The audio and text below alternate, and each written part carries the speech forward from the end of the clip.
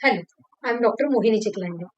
कुछ ही दिनों में अभी यूनिवर्सिटी एग्जाम्स शुरू होने वाले हैं और आप सभी टेंशन में होंगे कि किस प्रकार से हमें एग्जाम की तैयारी करनी चाहिए, नोट्स कैसे बनाने चाहिए या फिर एग्जाम के लिए ऐसा क्या करना चाहिए कि जिसकी वजह से हम आसानी से एग्जाम क्रैक कर सकेंगे। तो आज के लेक्चर में आज हम इसी बात पे डिस्कस करने वाले हैं कि किस प्रकार से हम आसानी से एग्जाम दे सकते हैं और आसानी से हम इस एग्जाम में अच्छे से अच्छे मार्क्स से पास हो सकते हैं। तो कोई भी एग्जाम हो, हमें बेसिकली 3 स्टेजेस में ये एग्जाम की तैयारी करनी होती है। पूरे साल आपने जब भी पढ़ाई की होगी तो आपने एक नॉलेज सीकर या नॉलेज के लिए आपने पढ़ाई की होगी कि एक प्रैक्टिशनर आगे चल के अच्छा प्रैक्टिशनर बनने के हिसाब से आपने कोई भी सब्जेक्ट पढ़ा होगा। बट जब बात आती है एग्जामिनेशन की तो सबको टेंशन आता है कि पूरा साल तो मैंने पढ़ाई की है या तैयारी की है, बट एग्जाम कैसे देना है या फिर एग्जाम के लिए क्या स्पेशल तैयारी होनी चाहिए। तो उसी के बारे में हम आज जानने वाले हैं। तो सबसे पहले हमें ये ध्यान में रखना है कि कोई भी एग्जाम हो, उसकी तैयारी 3 स्टेजेस में होती है। सबसे पहले प्रिपरेशन लीव जो होती है या फिर जो नोट्स बनाने का जो एक टाइम पीरियड होता है, पीएल जिसको हम बोलते हैं, वो। उसके बाद प्री एग्जामिनेशन प्रिपरेशन और एक्चुअल एग्जाम हॉल वाली तैयारी। तो सबसे पहले हमें पहले स्टेज की तैयारी देखनी है। उसमें क्या करना है हमें? तो पीएल यानी कि प्रिपरेशन लीव। एक बार आपके सारे कॉलेज में आपने एग्जाम फॉर्म भर दिया, सब हो गया, उसके बाद आपको एक छुट्टी मिलती है या प्रिपरेशन लीव होता है जिसमें आपको यूनिवर्सिटी एग्जाम के लिए तैयारी करनी होती है। तो उसमें क्या करना है आपको? तो सबसे पहले नोट्स बनाने हैं, खुद के नोट्स होने चाहिए। कभी भी आप ध्यान में रखिए कि किसी के दूसरों के नोट्स यूज करने से अच्छा है कि आप खुद के नोट्स खुद बनाओ। क्योंकि आपको जो अंडरस्टैंडिंग है कोई भी सब्जेक्ट की, कोई भी पॉइंट की, वो दूसरे को नहीं हो सकती। दूसरे के जो नोट्स है वो उसके हिसाब से है। जब तक आप अपने खुद के नोट्स नहीं बनाएंगे तब तक आपको कॉन्फिडेंस नहीं आएगा कि आप एग्जाम लिख सकते हैं या आपको वो पर्टिकुलर कॉन्सेप्ट क्लियर हुआ है। तो नोट्स भी कैसे होने चाहिए? बहुत लेंदी होने चाहिए क्या? तो नहीं, शॉर्ट एंड सिंपल होने चाहिए, पॉइंट वाइज होने चाहिए। जैसे कि मान लो आप फर्स्ट ईयर के स्टूडेंट हो और आपको क्रिया शरीर का कोई एक पर्टिकुलर टॉपिक लिखना है। तो वात दोष अगर हमने लिया तो वात दोष की पूरी श्लोक या उसका एक्सप्लेनेशन लिखना है क्या? तो नहीं। तो आपको सिर्फ इतना एक छोटी डायरी मेंटेन करनी है जिसमें लिखना है। जब भी आप पढ़ाई करेंगे, वात दोष जब आप पढ़ने के लिए बैठेंगे, उसी टाइम आपको एक छोटी डायरी में वो पॉइंट्स नोट डाउन करने हैं। जैसे कि वात दोष को आप लिख सकते हैं ऊपर, दोष या वात दोष, फिर उसकी व्युत्पत्ति क्या है, निरुक्ति क्या है, फिर उसके बाद उसके पर्याय है क्या कुछ, सामान्य स्थान क्या है, सामान्य कार्य क्या है, कितने प्रकार है, हर एक प्रकार का विशेष स्थान क्या है, विशेष कार्य क्या है, अगर पर्टिकुलर दोष की वृद्धि होती है तो क्या लक्षण है, क्षय होता है तो क्या लक्षण है, उसकी चिकित्सा कैसे करनी है। ये सारी चीजें इतने ही पॉइंट में आपको 2 लाइन में सिर्फ लिखना है कि कोई भी दोष, फिर वो वात दोष हो, पित्त दोष हो, कफ दोष। और जब आप एग्जाम के लिए जाएंगे तो उसके पहले दिन आप जब रिवाइज करेंगे तो आपको सिर्फ वो छोटी डायरी देख के भी ये सारी चीजें याद आ जाएंगी कि यस, मैंने प्रिपरेशन लीव में जब मैं पढ़ाई कर रहा था या कर रही थी तब मैंने ये सारे पॉइंट्स अच्छे से पढ़े हैं और आपको वो पूरा का पूरा याद आ जाएगा। अगर पर्टिकुलर कोई श्लोक आपको टफ लगता है, डिफिकल्ट लगता है, तो आप वो श्लोक एक पेपर पे लिख के अपने हॉस्टल के रूम में या अपने स्टडी रूम में आप लगा सकते हैं, जिसको आप बार बार देख के वो आपको बाय हार्ट हो जाएगा। तो ऐसे नोट्स जो है, नोट्स बनाना एक महत्वपूर्ण काम है कि खुद के नोट्स खुद बनाओ और वो शॉर्ट और सिंपल होने चाहिए। जो आपको आपने अंडरस्टैंड किया है पर्टिकुलर कॉन्सेप्ट, पर्टिकुलर पॉइंट को, वो आपको अपने लैंग्वेज में लिखना है, अपने हैंड राइटिंग में लिखना है। दूसरा एक महत्वपूर्ण फायदा इसका ऐसे होता है, जब आप पढ़ाई करते समय लिखते हैं तब आपकी राइटिंग की भी प्रैक्टिस होती है। क्योंकि बहुत बार स्टूडेंट्स क्या करते हैं कि सिर्फ पढ़ते जाते हैं और डायरेक्टली एग्जाम हॉल में वो जब पेन हाथ में लेते हैं और राइटिंग की प्रैक्टिस या लिखना शुरू करते हैं तो उनका राइटिंग का स्पीड कम होता है और उसी की वजह से वो अपना पेपर कंप्लीट नहीं कर पाते और जो आगे चल के उनकी स्कोरिंग पे अफेक्ट करता है, या फिर उनका कोई एलएक्यू छूट गया, या फिर पर्टिकुलर कोई एक महत्वपूर्ण क्वेश्चन छूट गया, उसकी वजह से जो उनको आता था, पता था उसका आंसर, फिर भी वो राइटिंग स्पीड कम होने के कारण लिख नहीं पाते। तो ऐसे कॉन्सिक्वेंसेस को अवॉइड करने के लिए हमें अभी से जो पीएल शुरू है, तभी से आपको ये नोट्स लिखने का काम शुरू करना चाहिए, ताकि आपको राइटिंग की भी प्रैक्टिस हो, आपके पास खुद के नोट्स भी हो जाएंगे। तो ये सबसे महत्वपूर्ण पॉइंट है। उसके बाद नेक्स्ट पॉइंट आता है स्टडी अकॉर्डिंग टू सिलेबस। आपको एनसीईआरटी ने जो भी सिलेबस दिया है पर्टिकुलर सब्जेक्ट का, वो सिलेबस देख के स्टडी करो। बहुत स्टूडेंट्स को ये बिल्कुल आदत नहीं होती कि सिलेबस देख के क्या स्टडी करना, सारे तो पॉइंट्स हैं तो मैं डायरेक्टली टेक्स्ट बुक या संहिता पढ़ूंगी, ऐसे नहीं होता। आपको सिलेबस में इतना मेंशन किया होता है कि पर्टिकुलर पॉइंट पे आपको एमसीक्यू पूछा जाएगा कि नहीं, कौन से पॉइंट पे आपको एसएक्यू पूछा जाएगा, कौन से पॉइंट पे आपको एलएक्यू पूछा जाएगा, ये सारी चीजें आपके सिलेबस में मेंशन्ड है, जो आपको मदद करेंगी कि पर्टिकुलर पॉइंट पे अगर एलएक्यू आने वाला है, तो आप वो पॉइंट उस हिसाब से तैयारी करेंगे कि यस, अगर इस पे एलएक्यू आता है तो मुझे क्या क्या पॉइंट्स लिखने हैं। आपको तभी आप एक माइंड में रिवाइज कर लोगे, जिसकी फायदा या जिसका बेनिफिट आपको एग्जाम हॉल में होगा। जब आपको पर्टिकुलर क्वेश्चन पूछा जाएगा, तो आपको वहां पे सोचने की जरूरत नहीं है कि इस पे मैं क्या पॉइंट्स लिखूं। आप अगर तैयारी करते समय ही प्रॉपरली सिलेबस देख के अगर तैयारी करते हैं, तो आपको डेफिनेटली वो फायदे वाला होने वाला है। मतलब आपको इसका फायदा ही होगा कि किस प्रकार से मुझे कौन से प्रश्न में क्या लिखना है। तो एमसीक्यू के लिए अगर कोई पर्टिकुलर प्रश्न है या पर्टिकुलर पॉइंट है, तो आप उसका प्रॉपर थरो स्टडी करेंगे कि हर एक पॉइंट पे आपको, हर एक शब्द पे आपको ध्यान देना है। ऐसे क्यू के लिए अगर पूछा जाता है तो कितने पॉइंट्स या कौन कौन से पॉइंट्स आने चाहिए, मैंडेटरी पॉइंट्स कौन से, या फिर एलएक्यू के लिए आता है तो क्या क्या लिखना चाहिए, ये सारी चीजें आपकी दिमाग में एक फिट हो जाएंगी। तो प्रिपरेशन लीव में आपको ये सारी चीजें करनी है कि खुद के नोट्स बनाने हैं, और स्टडी करते समय सिलेबस को देख के ही स्टडी करना है।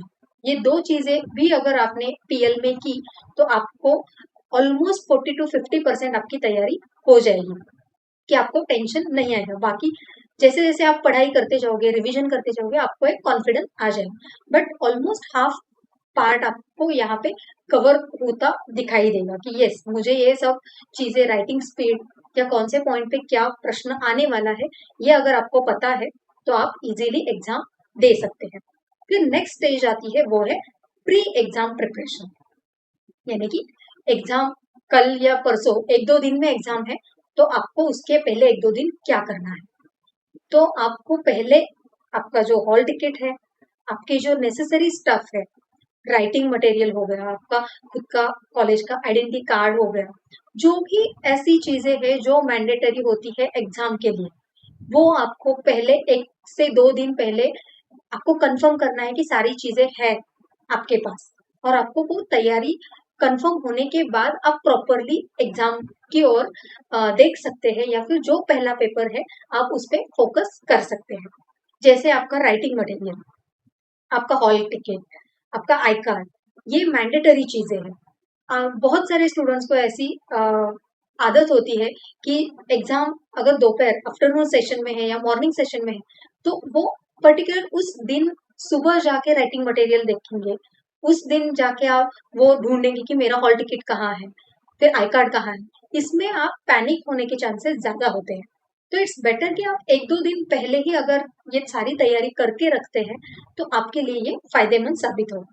तो ये सेकेंड स्टेज हो गई प्री एग्जाम प्रिपरेशन, यानी कि 1 से 2 दिन पहले आपको क्या करना है। फिर आता है सबसे इम्पोर्टेंट स्टेज, वो है एग्जाम हॉल। तो एग्जाम हॉल में आपको क्या करना है। आपने पढ़ाई की, सब तैयारी अच्छे से हुई, आप एग्जाम हॉल पे पहुंचे, आप अपने सीट पे जाके बैठे, तब आपको क्या करना है। डेफिनेटली टेंशन, एंशियस होना, ये सारी चीजें नॉर्मल है, क्योंकि आप कभी भी कोई भी एग्जाम दो, ये सारी चीजें होना इट्स एब्सोल्युटली नॉर्मल। बट उस समय भी हमें अपना संयम बनाए रखना है, और हमें किस प्रकार से ये चीजें टैकल करनी है। तो सबसे महत्वपूर्ण जब आपको आंसर पेपर सबसे पहले दिया जाता है तो आपको आंसर पेपर चेक करना है कि कहीं कोई पेज छूटा तो नहीं है, कहीं प्रॉपर वो जो बाइंडिंग है वो गलत तो नहीं है, कोई पेज ब्लैंक तो नहीं है, उस पे प्रॉपर लाइनिंग है क्या, ये सारी चीजें आपको आंसर पेपर में देखनी है। उसके बाद आपको अपना सीट नंबर, अपना सिग्नेचर, जो सिग्नेचर आप सिग्नेचर करने के लिए आपको जो बॉक्स दिया है उसमें प्रॉपर सिग्नेचर करके आपका आंसर पेपर आपको रेडी रखना है, क्योंकि आंसर पेपर 10 मिनट्स पहले दिया जाता है। तो ये चीजें आपको ध्यान से करनी है कि सारी चीजें जैसी है होनी चाहिए वैसी है क्या, ये आपको देखना है। उसके बाद आपको जब क्वेश्चन पेपर दिया जाता है, आपके पास पहला क्वेश्चन पेपर जब आता है तो आपको क्वेश्चन पेपर थरोली एक बार देखना है, पढ़ना है पूरा क्वेश्चन पेपर, जो भी है, किस प्रकार के प्रश्न पूछे हैं, एलएक्यू में क्या प्रश्न आए हैं, एसएक्यू में क्या आए हैं। क्यों ये करना है? क्योंकि आप इससे अनुमान लगा सकते हैं कि आपको कौन सा सेक्शन पहले लिखना है। अगर आपने अच्छे से क्वेश्चन पेपर देखा और आपको लगा कि एसएक्यू जो 8 एसएक्यू है उसमें से आपको मान लो 5 से 6 एसएक्यू परफेक्ट आते हैं, बट 1 से 2 एसएक्यू आपको थोड़े कंफ्यूज लग रहे हैं, बट आपको एलएक्यू जो 4 है वो 4 के 4 एलएक्यू आपको परफेक्टली लिखने के लिए आते हैं, तो you should prefer to write LAQ, कि आपको एलएक्यू प्रेफर करना चाहिए। क्यों? क्योंकि आपको जो परफेक्ट आता है वो आपने अगर शुरू में लिखा तो एग्जामिनर की भी एक साइकोलॉजी होती है, जो पेपर चेकर होते हैं उनकी भी एक साइकोलॉजी बनती है कि आपने अच्छे से पेपर शुरू में ही लिखा है, तो आपको आगे चल के जो 2 क्वेश्चन नहीं आने वाले थे एसएक्यू में, 8 में से जो 6 क्वेश्चन आप परफेक्टली आने वाले हैं, 2 क्वेश्चन आपको थोड़े से नहीं आने वाले हैं, फिर भी आपको वहां पे अ, आधा या 1 मार्क ज्यादा मिलने के चांसेस होते हैं। तो इसीलिए क्वेश्चन पेपर अच्छे से आपको पढ़ना है कि किस प्रकार से प्रश्न पूछा गया है, तो आपको आइडिया आ जाएगी कि कौन सा सेक्शन पहले लिखना है, एलएक्यू से शुरू करना है या एसएक्यू से शुरू करना है। तो इसीलिए क्वेश्चन पेपर अच्छे से पढ़ना जरूरी है। उसके बाद आता है सॉल्व क्वेश्चंस सिक्वेंशियली। अगर आपने एलएक्यू चूज किया तो एलएक्यू में से आपको 4 से 4 एलएक्यू एक साथ लिखना जरूरी है, कंपल्शन तो नहीं है, बट अगर आपने सिक्वेंशियली अगर ये एलएक्यू कंप्लीट करते हो तो आपको स्कोरिंग के चांसेस ज्यादा होते हैं। अगर आपने एक एलएक्यू लिखा, फिर 2 एसएक्यू लिखे, फिर एलएक्यू लिखा, फिर 2 एसएक्यू लिखे, तो एग्जामिनर पेपर चेक करने वाले जो व्यक्ति होते हैं उनको एक इरिटेशन मान लो या कुछ डिस्टरबेंस को महसूस करते हैं आपको, जिसका असर आपके मार्क्स पे, आपके स्कोर पे होता है। तो इसीलिए आपको एक बार आपने डिसाइड किया कि मुझे एलएक्यू लिखना है तो आपको 4 से 4 एलएक्यू आप लिख सकते हो। मान लो 4 में से आपको थर्ड एलएक्यू आधा ही आता है या फिर आता नहीं, तो आप उसके लिए ब्लैंक पेज छोड़ सकते हैं और नेक्स्ट क्वेश्चन ले सकते हैं कि 1 2 एलएक्यू लिखा, थर्ड एलएक्यू आपको आधा ही आता है, तो जितना आता है उतना लिख के आप बाकी जितना लिखने वाले हो या आपको जितना पेज या जगह लगने वाली है उतना आप आंसर पेपर में जगह छोड़ के फोर्थ एलएक्यू पे शिफ्ट हो सकते हो। बट सिक्वेंशियली लिखना बहुत ज्यादा जरूरी है, कोई भी क्वेश्चन हो। एसएक्यू अगर है तो 8 के 8 एसएक्यू अगर आपने सिक्वेंशियली लिखे तो आपको ज्यादा से ज्यादा स्कोर करने के चांसेस डेफिनेटली है। फिर आता है राइट क्वेश्चन नंबर प्रॉपरली। ये सारी चीजें सुनने में बहुत माइन्यूट या एकदम ही ऐसे ऑर्डिनरी लगती है, बट ऐसे मिस्टेक्स होते हैं कि हम इतने जल्दी में होते हैं या एग्जाम हॉल में हम एक अलग टेंशन में होते हैं, उसके कारण हम प्रॉपरली क्वेश्चन नंबर लिखना भूल जाते हैं।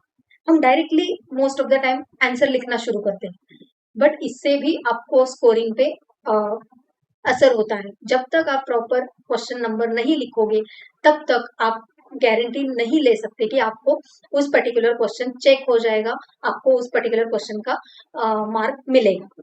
तो इसीलिए क्वेश्चन नंबर लिखना, अच्छे से क्वेश्चन नंबर लिखना कि जो है क्वेश्चन 2 उसमें से कुछ सब पॉइंट है, मान लो आपका एसएक्यू का सेक्शन है क्वेश्चन 2, तो क्वेश्चन 2 में एसएक्यू 5th नंबर पे है तो क्वेश्चन 2 5 ऐसे लिखना आपको जरूरी है, जैसे कि क्वेश्चन 2 5 या क्वेश्चन 3.1, मतलब जो भी है LAQ में से कौन सा प्रश्न लिख रहे हैं, SAQ में से कौन सा लिख रहे हैं, जो क्वेश्चन पेपर में जिस प्रकार से क्वेश्चन नंबर दिया गया है उसी प्रकार से आपको आंसर पेपर में, उसी लैंग्वेज में आंसर पेपर में आपको क्वेश्चन नंबर लिखना है। मान लो अगर रोमन में आपको क्वेश्चन नंबर दिया है क्वेश्चन पेपर में, तो आपको आंसर पेपर में भी रोमन में ही क्वेश्चन नंबर लिखना है। वहां पे आप इसको अगर नॉर्मल नंबर फॉर्मेट में लिखते हैं तो शायद पता नहीं, मतलब हो सकता है, नहीं भी हो सकता, बट रिस्क लेने से अच्छा है कि जो जैसे दिया है क्वेश्चन पेपर में वैसे ही हम आंसर पेपर में उसी प्रकार से क्वेश्चन नंबर लिखना चाहिए। तो ये एक महत्वपूर्ण पॉइंट है। उसके बाद hand writing should be readable, ये इंपॉर्टेंट पॉइंट है। Hand writing should be readable, यानी कि जो आप लिख रहे हो वो दूसरा कोई पढ़ पाए, ऐसी हैंड राइटिंग होनी चाहिए। और इसीलिए मैंने शुरू में कहा कि प्रैक्टिस करना है। जब आप नोट्स बनाओगे तब आपको ये चीजें प्रैक्टिस हो जाएंगी और उसके मदद से आप आंसर पेपर में अच्छी हैंड राइटिंग, जो आपकी नॉर्मल हैंड राइटिंग है, उस प्रकार से आप लिख पाओगे। अगर मान लो आपने कुछ प्रैक्टिस ही नहीं की और डायरेक्टली आप एग्जाम हॉल में लिखने जाओ तो आपकी हैंडराइटिंग जो है उससे बहुत खराब आती है और स्पीड तो, मतलब राइटिंग स्पीड तो कम ही होता है। तो इट्स बेटर कि आप प्रैक्टिस करें और हैंडराइटिंग जितनी अच्छी आप लिख पाते हो उतनी अच्छी लिखने की कोशिश करें। बहुत बार ऐसे भी होता है, बहुत स्टूडेंट्स ऐसे करते हैं कि शुरू में इतने स्लोली क्वेश्चंस लिखते हैं, इतनी अच्छी हैंडराइटिंग लिखते हैं और बाद में जब उनको पता चलता है कि बहुत टाइम कम है और इतने फास्ट फास्ट लिखते हैं कि वो आंसर रीडेबल भी नहीं होता है, मतलब सामने वाला एग्जामिनर वो प्रॉपरली रीड भी नहीं कर पाता, तो वो एग्जाम में आपको मार्क्स कैसे देंगे। एटलीस्ट आपके हैंडराइटिंग जो है वो पढ़ने के लिए आना चाहिए। तो ये भी एक गलत इंप्रेशन हो सकता है कि शुरू में एकदम अच्छी हैंडराइटिंग और बाद में टाइम कम होने के कारण एकदम खराब हैंडराइटिंग में अगर आप पेपर लिखेंगे तो ये आपके स्कोरिंग पे डेफिनेटली इसका इंप्रेशन गलत हो जाएगा। तो इसीलिए शुरू से, मतलब आंसर पेपर में शुरू से एंड तक एक ही हैंडराइटिंग होनी चाहिए, उसके लिए आपको कोशिश करनी है। आप अगर राइटिंग की प्रैक्टिस करते हैं, नोट्स अच्छे से बनाते हैं, तो ये इजीली अचीवेबल है। नेक्स्ट आता है answer should be written point wise. कभी भी आपको ये ध्यान में रखना है कि जब भी आप आंसर लिखेंगे तो वो पॉइंट वाइज होना चाहिए। आप अगर पैराग्राफ में लिखते जाएंगे, कोई भी आंसर हो, SAQ हो या LAQ हो, अगर पैराग्राफ में लिखते हैं तो आपको डेफिनेटली स्कोर कम होगा, क्योंकि पैराग्राफ में लिखने से अच्छा है वही पैराग्राफ अगर आपने पॉइंट में कन्वर्ट किया। मान लो अभी वात दोष का हमने एग्जाम्पल लिया था, तो आपने लिखा कि वात दोष ये त्रिदोषों में से एक है, इसकी व्युत्पत्ति ये है, इसकी निरुक्ति ये है, इसके पर्याय नाम ये है, वात दोष के 5 प्रकार है, वात दोष का सामान्य स्थान ये है। अगर ऐसे आपने पैराग्राफ में लिखा तो वो दिखने में, आपने लिखा तो करेक्ट है बट वो दिखने में इतना मेसी लगता है या फिर इतना इम्प्रेसिव नहीं लगता। तो रादर देन आप अगर ऑप्ट करते हैं कि प्रॉपर आपने शुरू किया कि वात दोष, ऐसा एक आपने हेडिंग दिया, नीचे आपने लिखा व्युत्पत्ति, फिर नेक्स्ट पॉइंट आपने लिखा निरुक्ति, फिर व्याख्या, ऐसे एक के नीचे एक आपने पॉइंट वाइज अगर लिखा तो आपको स्कोरिंग के डेफिनेटली ज्यादा चांसेस है, आपको अच्छे से अच्छे मार्क्स मिलने के चांसेस है। तो पॉइंट वाइज अगर आपने आंसर लिखा तो आपका आंसर पेपर एक तो दिखने में बहुत प्रॉपर और एक अरेंज्ड मैनर में दिखेगा और आपको मार्क्स भी अच्छे मिलेंगे। फिर नेक्स्ट है draw diagrams, tables wherever necessary, जहां भी जरूरत है। अभी एनाटॉमी हो गया, तो एनाटॉमी में आपको अगर कुछ डायग्राम्स निकालने हैं तो आपको प्रॉपरली वो डायग्राम्स निकालना वहां पे जरूरी है। अगर आप संस्कृत का पेपर लिख रहे हैं मान लो, तो वहां पे शब्द रूपाणी, धातु रूपाणी, अगर आपको पूछा जाए तो वहां पे टेबल्स ड्रॉ करना मैंडेटरी है। आप ऐसे ही अगर लिखते गए, कुछ टेबल्स ड्रॉ नहीं किया और जो आपने बाय हार्ट किया है वही लिखा, तो वो उतना इम्प्रेसिव नहीं लगेगा। तो इट्स बेटर कि जहां भी डायग्राम्स की जरूरत है, जहां भी टेबल्स की जरूरत है, तो वहां पे आप टेबल्स ड्रॉ करो, डायग्राम्स ड्रॉ करो। इसका ये भी मतलब नहीं है कि जहां जरूरत नहीं है वहां पे भी कुछ डायग्राम्स लिख के सिर्फ आंसर लेंदी करने के लिए डायग्राम्स निकालो, तो ये भी एक गलत प्रैक्टिस है। तो इसके लिए जहां जरूरत है, जहां पे आपको लगता है कि ये नेसेसरी है, तो वहां पे proper diagram, proper tables draw करने की कोशिश करें। नेक्स्ट है answer sheet should be neat and clean. जो मैं पहले पॉइंट से बता रही हूँ कि आंसर शीट जो है, आंसर पेपर जो है, वो इतना नीट एंड क्लियर होना चाहिए कि देखने के बाद एग्जामिनर को लगना चाहिए कि यस, बहुत अच्छे से ये क्वेश्चंस अटेम्प्ट किए हैं, बहुत अच्छे से आंसर्स रिटर्न है, या प्रॉपरली एक अरेंज्ड मैनर में आंसर पेपर दिखना चाहिए। तो आंसर पेपर देखने के बाद आपको खुद को लगना चाहिए कि यस, मेरा आंसर पेपर अच्छा है। तो आप प्लान आउट कर सकते हैं वैसे कि कोई पर्टिकुलर क्वेश्चन नहीं आता है, आप उसके लिए जगह छोड़ दें। आपको डायग्राम याद नहीं आ रहा है, आप उसके लिए जगह ब्लैंक रख सकते हैं। जब आपको याद आएगा आप फिर वापस वहां पे जाके डायग्राम ड्रॉ कर सकते हैं, कुछ लिखना है तो लिख सकते हैं। But answer paper should be neat and clean, proper उसमें एक लाइन छोड़ के अच्छे से आंसर पेपर होना चाहिए। एक साथ सब बहुत नजदीक नजदीक अगर लिखा आपने तो वो भी बहुत मेस्ड अप लगेगा। तो इट्स बेटर कि आप आपको अगर खुद को अपना आंसर पेपर अच्छा लगता है तो ही वो डेफिनेटली दूसरे को अच्छा लगेगा, और स्कोरिंग के लिए ये सारी चीजें इंपॉर्टेंट है। फिर नेक्स्ट पॉइंट है सबसे important point, don't leave any question unanswered. ये बहुत ज्यादा इंपॉर्टेंट पॉइंट है, क्योंकि बहुत सारे स्टूडेंट्स ऐसे करते हैं कि उनको पर्टिकुलर क्वेश्चन का बहुत कुछ पता नहीं है, बट थोड़ा पता है, तो वो ऐसा समझते हैं कि मैं इसको अटेंड ही नहीं करता या अटेम्प्ट ही नहीं करता, ऐसे ही खाली जाने देता हूँ। तो ऐसे कभी नहीं करना है। कोई भी क्वेश्चन आपको अनआंसर्ड नहीं रखना है। जो भी आपको पता है उस पर्टिकुलर क्वेश्चन के बारे में, जो भी आंसर आपको पता है, आपको वहां पे लिखना है।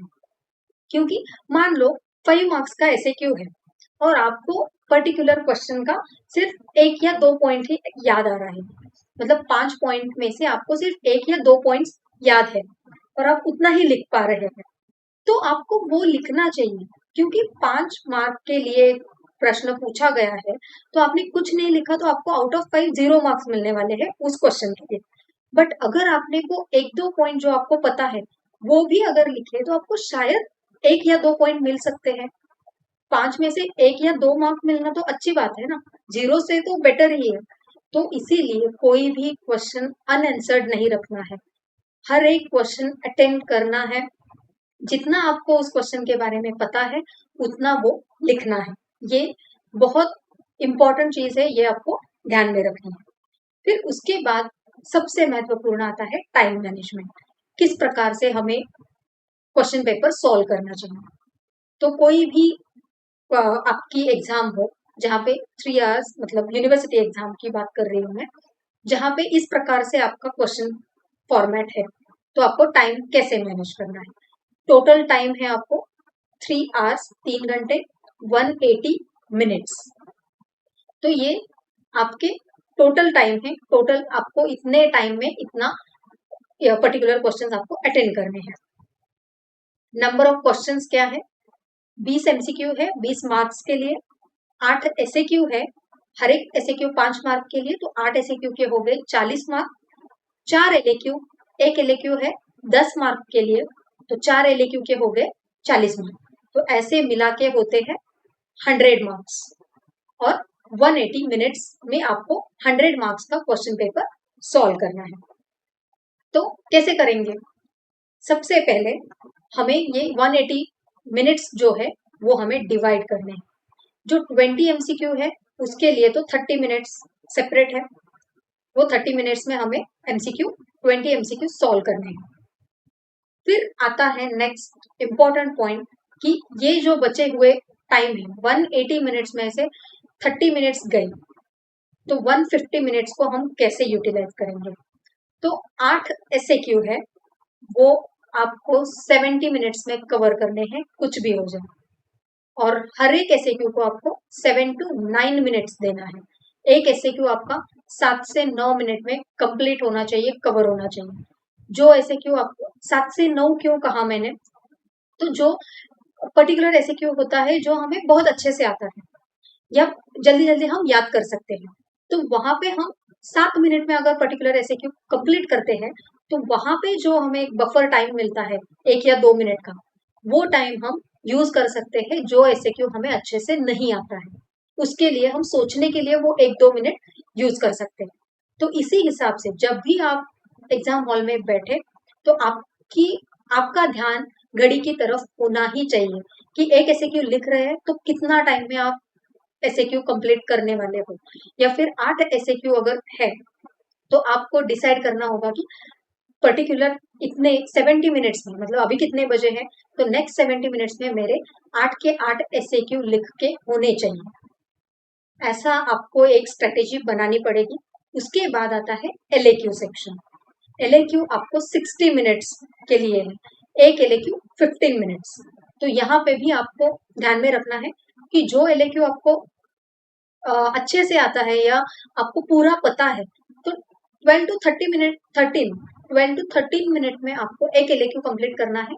और जो बचे हुए 1-2 मिनट है, वो जो टफ एलएक्यू है उसके लिए आप यूज कर सकते हैं। तो कोई भी आप सेक्शन पहले चूज करो, चाहे वो एलएक्यू आप पहले लो, तो पहले के 1 घंटे में आपके चारों एलएक्यू कंप्लीट होने चाहिए, या फिर एसएक्यू आप पहले लिखने के लिए तो पहले 70 मिनट्स में आपके एसएक्यू कंप्लीट होने चाहिए। तो ये कितने टोटल कितने होते हैं, 30 मिनट्स तो गए, तो 180 में से 30 गए तो 150, 150 में से ये गए 70 प्लस 60 मिनट, मतलब 130 मिनट्स, ये भी गए 130 प्लस 30, 160 मिनट्स कंप्लीट होते हैं। यहाँ पे बचते हैं हमारे पास 20 मिनट्स, 180 में से 20 मिनट्स फिर भी बचते हैं आप पूरा क्वेश्चन पेपर अटेंड करके। तो ये क्या करना है इस 20 मिनट्स का, तो 20 मिनट्स को हमें डिवाइड करना है 5 minute plus 15 minute. 5 minute start में, यानी कि शुरू में जब आपको क्वेश्चन पेपर मिलता है, तो पहले 5 मिनट आपको क्वेश्चन पेपर एनालाइज करना है कि मुझे क्या चूज करना है, पहले एलएक्यू लिखना है या एसएक्यू लिखना है। तो एलएक्यू में से कितने प्रश्न मुझे अच्छे से आते हैं, 4 में से मुझे 3 आते हैं क्या, या 4 में से मुझे सिर्फ 2 या 1 ही आता है, बाकी के लिए मुझे बहुत टाइम लगने वाला है। और एसएक्यू में से मुझे कितने प्रश्न आते हैं, ये डिसीजन आपका एग्जाम हॉल में खुद को आपको लेना है कि कौन सा प्रश्न आपको अच्छे से लिखने के लिए आता है। ये एनालाइज करने के लिए हमें शुरू के 5 मिनट, क्वेश्चन पेपर मिलने के बाद शुरू के 5 मिनट हमें ये एनालाइज करना होगा कि कौन सा प्रश्न हम अच्छे से लिख सकते हैं, तो वो हमें चूज करना है। ये पहले 5 मिनट गए, फिर 15 मिनट्स जो बचते हैं वो है एंड में, लास्ट में। पूरा क्वेश्चन पेपर आपने, सॉरी पूरा आंसर पेपर आपने लिखा, फिर भी ऐसे कुछ पॉइंट्स होते हैं, ऐसे कुछ क्वेश्चंस होते हैं जहां पे हमें कुछ याद नहीं आता है।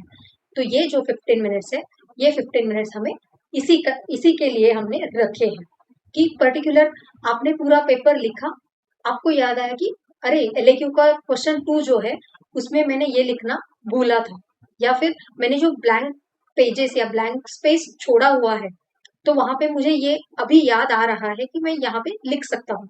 तो इसके लिए आपको ये लास्ट के 15 मिनट्स बचा के रखने हैं। तो इस प्रकार से आपके टोटल होते हैं 180 मिनट्स, 3 घंटे का आपका 100 मार्क्स का क्वेश्चन पेपर कंप्लीट होता है। इस प्रकार से अगर आपने एग्जाम की तैयारी अगर की, तो आप कोई भी यूनिवर्सिटी एग्जाम हो या कोई भी एग्जाम हो, आप इजीली क्रैक कर सकते हो और इजीली आप एग्जाम फेस कर सकते हो। तो ये सारी चीजें आज के डिस्कशन में हमने जाना कि किस प्रकार से एग्जाम की तैयारी करनी है, किस प्रकार से हमें क्वेश्चन पेपर एनालाइज करना है, ये सारी चीजें तो हमने देखी। बट अगर सोचो आप कि आपको ये सारी चीजें अगर पहले से ही पता है, या आपको स्टडी कैसे करना है, या आपको डायरेक्टली नोट्स कैसे बनाने हैं, या आसान तरीके से आपको कोई भी सब्जेक्ट पढ़ना है, तो आप हमसे जुड़ सकते हैं। मौर्य पब्लिकेशन ऐप पे आपको बहुत सारे लेक्चर सीरीज अवेलेबल मिलेंगे। जिसमें से आपको जो भी लेक्चर सीरीज ज्वाइन करना है आप ज्वाइन कर सकते हैं। मौर्या पब्लिकेशन ऐप डाउनलोड करने के लिए आप प्ले स्टोर पे जा सकते हैं, जिसके एंड्रॉयड और आईओएस लिंक दोनों भी अभी डिस्क्रिप्शन बॉक्स में दी गई है। उस पर क्लिक करके आप मौर्या पब्लिकेशन ऐप डाउनलोड कर सकते हैं और वहां से आपको जो भी लेक्चर सीरीज आप ज्वाइन करना चाहते हो आप ज्वाइन कर सकते हैं। या फिर अभी डिस्प्ले पे एक नंबर दिख रहा होगा, तो उस नंबर पे आप कांटेक्ट करके कोई भी लेक्चर सीरीज के बारे में इंक्वायरी कर सकते हैं। आप कोई भी जो डेमो लेक्चर्स है उसको देखने के लिए आप कांटेक्ट कर सकते हैं और इस प्रकार से कोई जो भी आपको लेक्चर सीरीज ज्वाइन करनी है ज्वाइन कर सकते हैं और शुरू से ही कोई भी सब्जेक्ट आपने जो ज्वाइन किया है वो आसान भाषा में बिल्कुल टेंशन ना लेते हुए सब्जेक्ट सीख सकते हैं और उसको उस सब्जेक्ट में अच्छे से अच्छे स्कोर कर सकते हैं। तो अगर आप हमसे जुड़ना चाहते हैं तो नीचे दिए गए नंबर पे कांटेक्ट करें या फिर मोया पब्लिकेशन ऐप डाउनलोड करके आप लेक्चर सीरीज ज्वाइन कर सकते हैं और हमसे जुड़ सकते हैं। धन्यवाद।